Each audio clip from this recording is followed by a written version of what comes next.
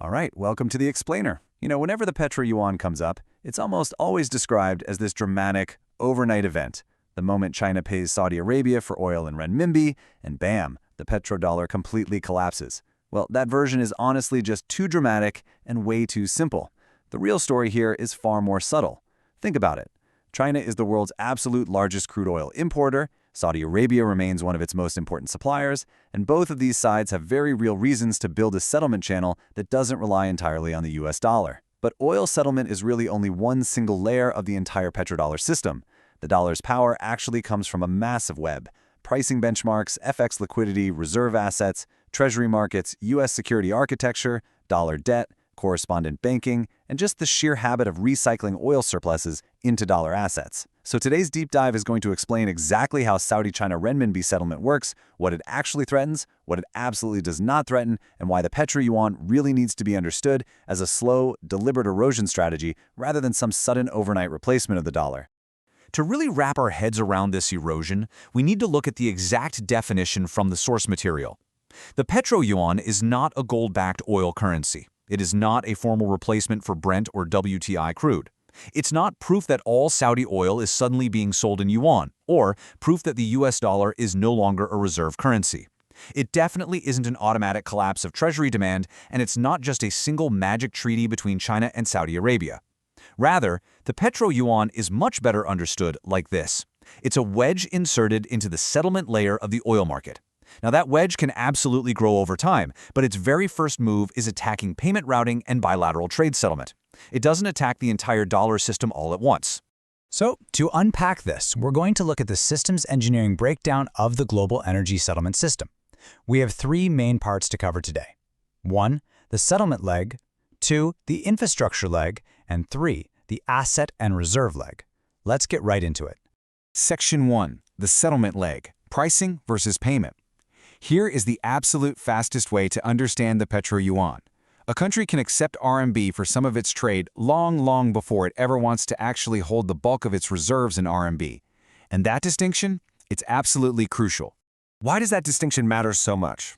Well, because trade settlement and reserve currency status are really asking two completely different questions. Trade settlement only asks this: can I receive and use this currency for my commercial relationship with China? That's it.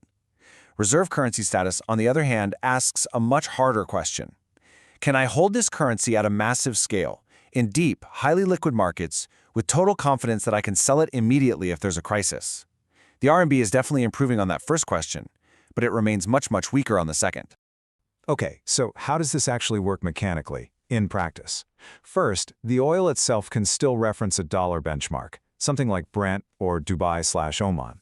Second, the invoice might then be converted into RMB at whatever the agreed exchange rate is, and China actually pays the RMB through banks, SIPs, or an exchange-linked settlement mechanism. Finally, the Saudi entities receive the RMB, and Saudi Arabia then decides what they want to do with it, whether they want to use it, invest it, or convert it. The really important takeaway here is that pricing and settlement can completely split.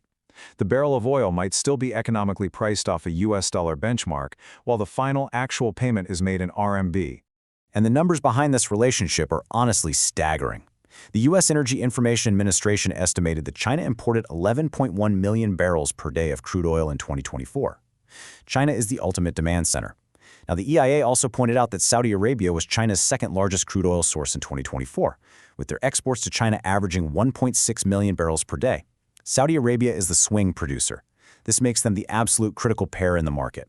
Look, for oil producers, China isn't just some marginal customer, it is one of the core customers. And if the world's biggest buyer and one of the world's biggest sellers decide to shift how they do business together, the entire global market is eventually going to feel that ripple. Moving on to Section 2, the infrastructure leg: building the alternative stack. Because, as we've seen, the Petro Yuan is not just a bilateral handshake. It actually needs physical, institutional layers to function properly.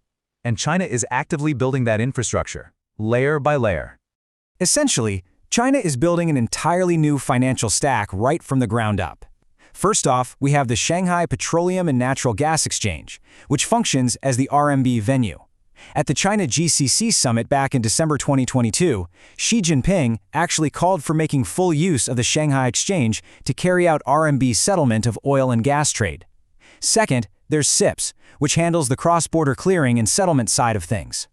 Third is the swap line for central bank liquidity. In November 2023, the Saudi Central Bank and the People's Bank of China signed a 3-year currency swap arrangement worth up to 50 billion yuan. And finally, the fourth layer is mBridge for wholesale CBDC. In June 2024, the Saudi Central Bank joined Project mBridge as a full participant in their minimum viable product platform for wholesale CBDC-based cross-border payments. It's a fully integrated stack. Just take a second to process the sheer scale of this infrastructure. 180 trillion yuan.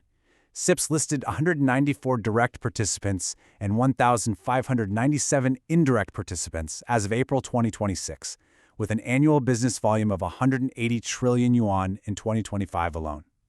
That number illustrates the true operational reality of this cross-border clearing system. Infrastructure really matters here, because currency use almost always follows convenience. If actually paying in RMB becomes easier and smoother, trade settlement can and will grow.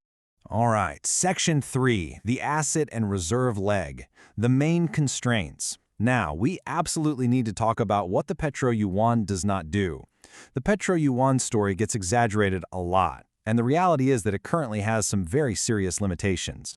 Because here is the ultimate reality check.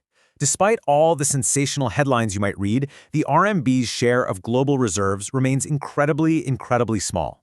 The IMF's COFR data for the fourth quarter of 2025 showed the US dollar sitting at 56.77% of global official foreign exchange reserves. The Chinese renminbi, a mere 1.95%. That gap is just enormous, and it definitively proves that the RMB is still a very small reserve currency when compared to the dollar. So you have to ask, why does that massive gap exist? According to the source material, it really comes down to 3 systemic bottlenecks. First, capital controls. China heavily controls its capital account, and that naturally makes the RMB much less attractive as a primary reserve currency. An oil exporter wants absolute confidence that it can move its money freely and sell off assets quickly. Second, the Saudi Rial peg. The Saudi Rial remains strictly pegged to the US dollar at 3.75 Rials per dollar. Having that Rial-dollar peg means Saudi Arabia actually must manage its domestic monetary stability through dollar reserves and dollar liquidity. And third, the lack of deep, safe assets. The U.S. Treasury market is basically the core collateral market of global finance. The RMB simply cannot fully replace the dollar without building a much stronger safe asset ecosystem of its own. Which brings us to Section 4, monitoring the real impact, how to track ecosystem deepening. Because the right question to ask here isn't whether a flashy headline suddenly says yuan oil trade. The right question is whether the underlying ecosystem is actually deepening over time. To track if that ecosystem is actually deepening, we can use this exact monitoring framework. First, watch the share of Saudi China oil settled in RMB. Ask yourself, what percentage of Saudi crude exports to China are actually being settled in RMB? A single, highly publicized symbolic cargo matters way less than repeated, systemic settlement across long-term contracts. Second, keep a close eye on contract pricing terms. Watch whether contracts are just priced in dollars and settled in RMB, or if they start being priced in RMB directly. Third, look for SIPS participation by Gulf banks. More direct and indirect participation by these banks in SIPs would show real, on-the-ground operational adoption. And finally, Saudi reserve allocation.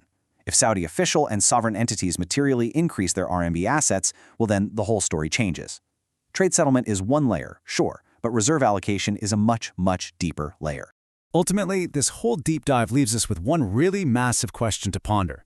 Can the dollar's oil monopoly survive a world where the single largest oil buyer wants to pay in its own currency, and the most important oil exporters actively want more than just one financial option?